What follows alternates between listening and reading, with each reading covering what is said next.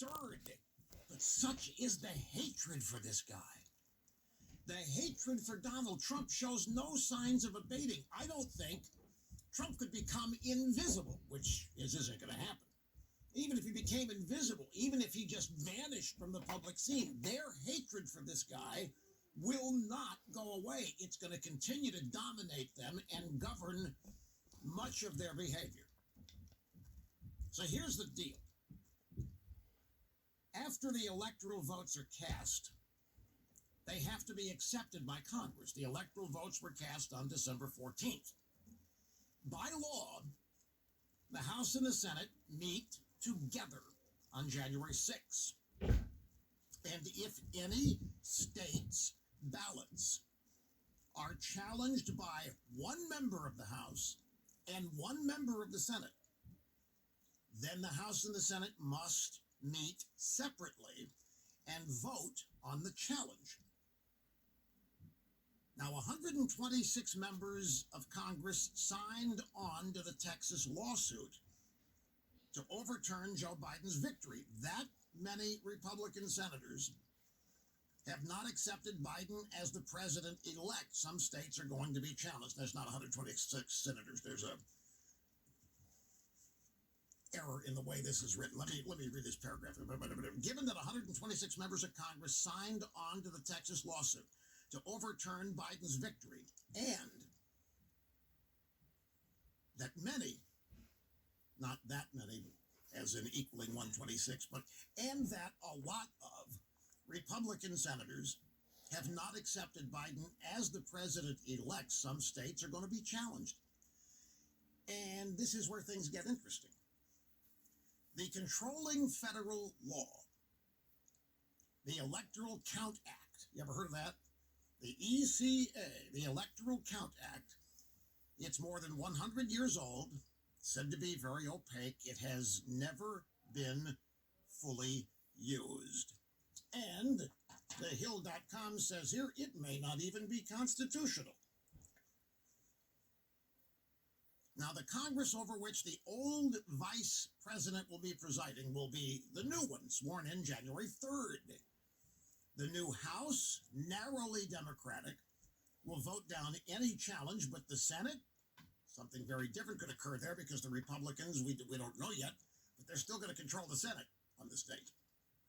So, let's play. Let us suppose that the balance in the Senate is 52 to 48 Republican. However, Senators Romney, Ben Sasse, Susan Collins, and Lisa Murkowski have said that Biden won. So Biden wins in a close vote, right? And even if the Senate votes to uphold the challenges, the ECA has a tie-breaking provision. Any slate of electors that is certified by their state's governor will be accepted if the House and Senate disagree. So under that scenario, Biden again would win. Thus, the New York Times assumes that Republican challenges to the electoral votes would be futile. But what if the Senate never finishes voting? The Electoral Count Act limits each challenge to no more than 2 hours of debate. 4 states were questioned in the lawsuit: Georgia, Wisconsin, Michigan, and Pennsylvania. Their practices were questioned. That makes 4 challenges and 8 hours of delay. Even in the Senate, 8 hours of debate cannot last more than a couple days, right? Now, the law envisions the ability to challenge electoral votes collectively or individually. So somebody like Ted Cruz could come along and would challenge not every state, but each electoral vote separately. And as a delaying tactic, why wouldn't the Trumpers challenge every Biden slate, a state, even Delaware? The goal here in this procedure is not actually to win. The goal is to delay, to prevent the tie-breaking provision of the ECA from happening.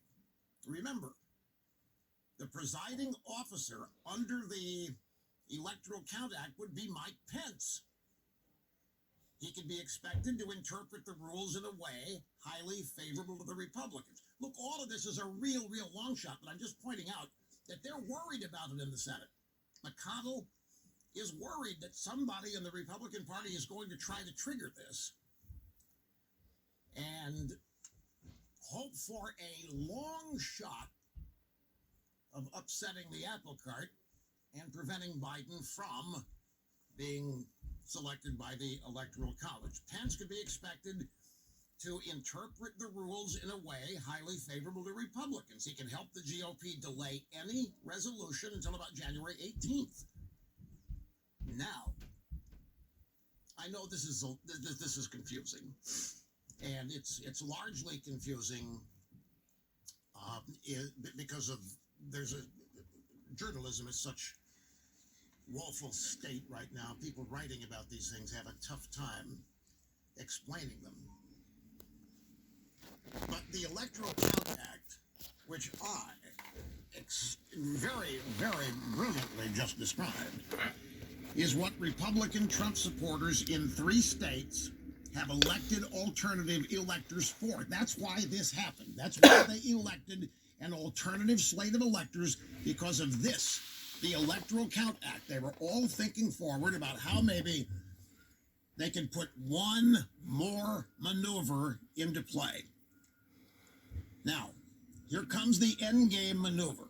The Constitution specifies that if there is no Electoral College winner, the Senate chooses the vice president, and the House would pick the president. All of this came up, by the way, in Bush v. Gore in 2000. I don't expect a lot of people to remember it, but it did, because the Constitution was the same then as it is now. So, under this endgame maneuver, the Senate, claiming there's no Electoral College result, would pick Pence as the vice president. Overturning an election? Why not? The raw hatred and polarization in American politics has shown that no precedent or law is safe. Ask Merrick Garland. All these people at thehill.com are just fit to be tied. Now, it won't be a Biden-Pence administration. The Democrat majority in the House cannot pick Biden, because when picking a president, the House votes by state delegation, and the Republicans control more House delegations. This could result in Trump being elected president if they pull this off, because there are more Republican state delegations. It's not a matter that the Democrats control the House. It's the fact that there are more Republican state delegations, and that's how the vote is, because it's all relative to the Electoral College. Now, thehill.com says here that the House Democrats will never let this vote happen. If that's the case, if everything else that I've described happens, but that there is not a final vote, it means we won't have a president. If we don't have a president by noon on January 20th, the law of presidential succession comes into play. But who's next in line? Republicans will say that the presidency is empty, but the Senate did its job and picked Pence as vice president. The Democrats will say the whole process was illegal and unconstitutional, and that the next in line is therefore Pelosi. This would be the stalemate of all stalemates. An empty presidency at noon on January 20th. Trump tweeting that it should remain his, Democrats saying Pelosi or Biden, some Republicans secretly hoping it's Pence.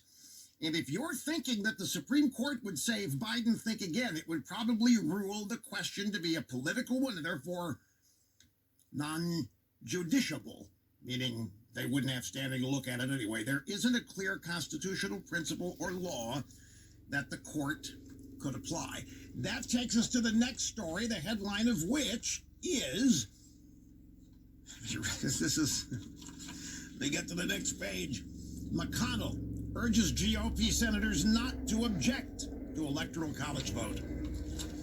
Oh, yeah, because it's said to be a guaranteed failure anyway. This is going nowhere. There is no hope for this. Don't any of you guys, no Republican, don't fall for this. Don't try it. They're really worried about this scenario actually coming into play. Let me take a brief break because of the constraints of the programming format. I'm out of time, and we'll be back and continue just a second. Rush Limbaugh. The EIB network, where we have more fun than human beings should be allowed to have. Now, I'm gonna run through the scenario again, because I realized that I read much of that verbatim as it was published by thehill.com, and some of it was disjointed, and I imagine a lot of you were confused, especially because there's a counter theory to this. And the counter theory is that the scenario described by Hill.com cannot happen and would not happen because January 6th, when Congress meets to record the votes of the Electoral College, any state's electoral votes can be challenged if one member of the House and one member of the Senate object.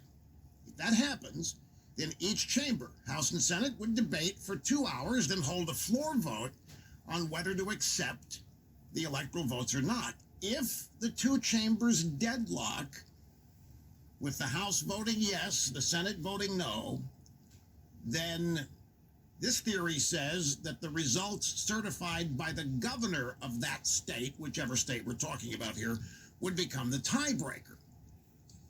Which, according to the counter theory here, means that there is no way to block Biden's victory. That's an answer to the Hill.com's scenario where they spell out how, if things happen to force a vote in the House on who the president will be, the number of delegations in the House, since the House will vote by delegation, not by straight membership number. The Democrats control the House, but they do not have as many delegations as the Republicans do. So voting by delegation, the Republicans would then control the House and any vote there. But this counter theory says that the tiebreaker would go to the governor, the results certified by the governor of the state whose electoral votes are being challenged here. So in the case of Georgia, which is one of the states that the electoral vote, there's an alternate slate was elected, since Kemp has certified Biden the winner, then there's nothing anybody can do to stop it in this scenario. So while it's confusing, and it is a real long shot, let me still run through the scenario again and the competing scenarios which try to say that this isn't. But McConnell and Thune are begging Republican senators not to do this. Happy holidays to one and all from all of us here at the Excellence in Broadcasting Network. Now, if you think that challenging the Electoral College votes when they have to be formally tallied by the Congress, you'd think that's unprecedented. Let me remind you that 11 times the Democrats challenged the 2016 electoral vote count. It was interrupted 11 times. You have forgotten Hillary Clinton was in there trying to maneuver the Electoral College out of existence. They were trying to do all kinds of things to invalidate the Electoral College. 11 times Biden was interrupted during the electoral vote count. He was the sitting vice president at the time, presided over the joint session of Congress, where members officially tallied electoral votes from the 2016 presidential election. During the course of the certification, which is what the vote is, House Democrats tried to object to electoral votes from many states, Biden gaveling them down for failure to follow the rules. Objections to the votes needed to be in writing, needed to be signed by both a member of the House and a member of the Senate. Every House member who arose to object did so without a senator's signature. They were just trying to flummox the entire process. Jim McGovern, Massachusetts, rose to object to the certification from Alabama. Jamie Raskin of Maryland rose to object to 10 of Florida's 29 electoral votes. No sooner had the Florida question been settled than its neighbor to the north was the subject of another objection when Washington Representative Pramila Jayapal objected to Georgia's vote certificate. It went on and on 11 separate times. So don't think that if the Republicans do this, that it's somehow unprecedented. Here's another thing. I'm not sure this is exactly right, but it's close. I think it is the Republicans control 36 delegations in the House of Representatives, and the Democrats 14. It's something close to that. And again, it's an illustration of why the Electoral College is so brilliant. Because the California delegation is huge in terms of numbers of people, and the New York delegation is huge in terms of the number of members. But the number of members is not the factor. The number of delegations is the factor. The House votes by delegation, not by individual member in this scenario. So the Republicans vastly outnumber the Democrats in terms of numbers of delegations. It would be a slam dunk vote if it got that far. And remember, the Democrats objected early. They objected often to the Electoral College vote in 2016. I mean, Maxine Waters and Barbara Lee objected 11 times, claiming the election was stolen by the Russians. And these Democrats are still out trying to make that claim. So let me run through this scenario one more time as I just get to the basics of it. Here again, by law, the House and Senate will meet together on January 6th to officially record the Electoral College vote. If any state's Electoral College ballots are challenged by one member of the House, one member of the Senate, so if somebody wants to challenge the Georgia vote, if somebody wants to challenge the Pennsylvania vote, all they got to do is get one senator and one member of the House to record the objection, the challenge. If that happens, everything stops. And the House and Senate then meet separately and vote on the challenge. Now, 126 members of Congress signed on to the Texas lawsuit to overturn Biden's victory. And a lot of Republican senators have not accepted Biden as the president-elect. So some states are going to be challenged, so goes the theory.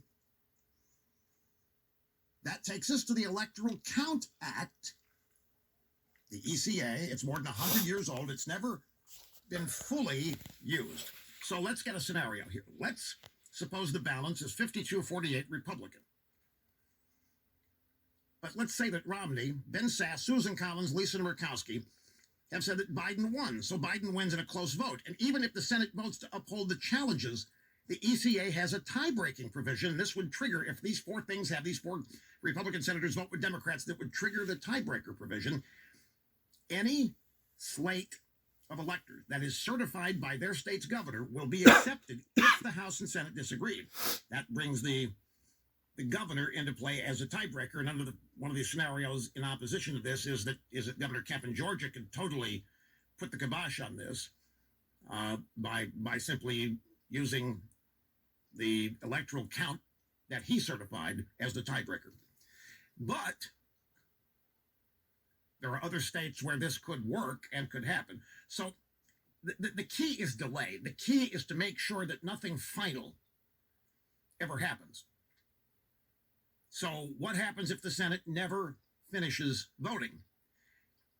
The Electoral Count Act limits each challenge to no more than 2 hours of debate. Now, 4 states were questioned in the lawsuit, the Texas suit. That's Georgia, Wisconsin, Michigan, and Pennsylvania. That makes 4 challenges, 2 hours of debate each equals 8 hours of debate / delay, even in the Senate. 8 hours of debate can't last more than a couple days, can it? It can last as long as anybody wants it to. Now, the law, pardon the sniffles here, folks, the law envisions the ability to challenge electoral votes collectively or individually. So you could have Ted Cruz, who would challenge not every state, but each electoral vote separately as a delaying tactic. Why wouldn't Trump supporters challenge every Biden state, even Delaware, if the objective here is delay? See, the goal here is not to win in this particular procedure at this stage. The goal is to delay, to prevent the tie-breaking provision from the ECA from happening. And again, the tie-breaking provision is the governor. And to repeat this, if the House and Senate deadlock, with the House voting yes, the Senate voting no on the certification of the Electoral College votes from a particular state, then the results certified by the governor of that state become the tiebreaker. That's what is hopefully prevented. Keep it from getting to that phase, getting it to the governor, in this case, Kemp in Georgia, providing the tiebreaker. The presiding officer under the Electoral Count Act is Mike Pence.